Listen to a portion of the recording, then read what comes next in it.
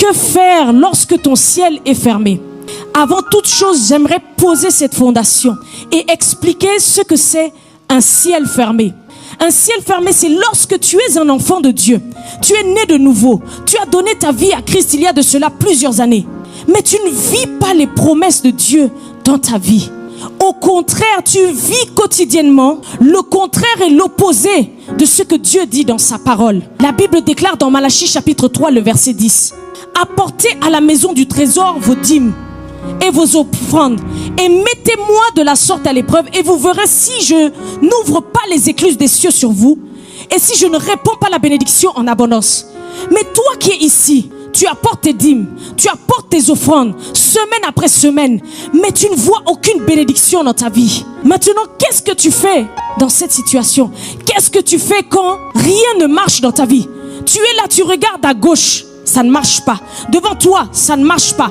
À droite, ça ne marche pas. Tu pries matin, midi, soir, ça ne marche toujours pas. Le ciel est fermé, tu as l'impression qu'il n'y a aucune grâce, aucune goutte de grâce sur ta vie.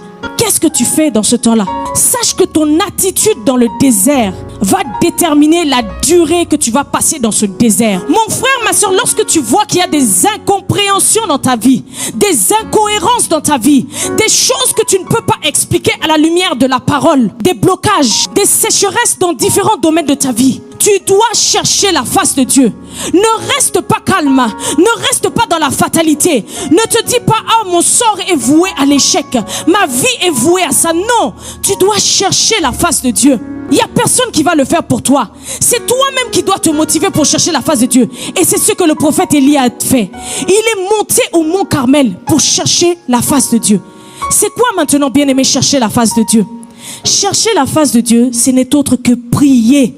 Prier, bien-aimé. Et la prière, c'est quoi? Nous avons dans cette église été tellement enseignés sur la prière que tu ne peux pas ne pas savoir ce qu'est la prière. La prière, c'est une conversation entre l'homme et son créateur qui est Dieu.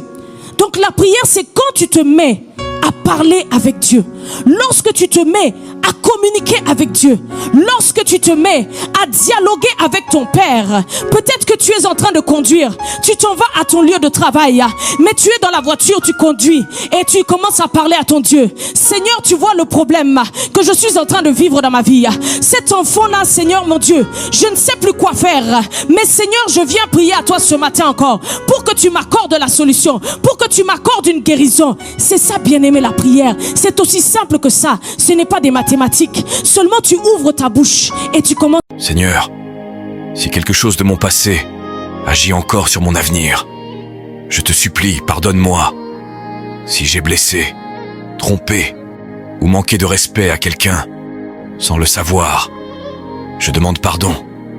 Je suis un être imparfait, mais mon cœur cherche la paix. Sans toi, je ne serais rien aujourd'hui. C'est ta grâce qui m'a porté. C'est ton amour qui m'a gardé debout malgré mes fautes. Éclaire mon chemin, purifie mon cœur, répare mes erreurs invisibles. Je te remets mon passé, mon présent et mon futur. Car avec toi, même les cicatrices deviennent des témoignages de victoire. Merci Seigneur.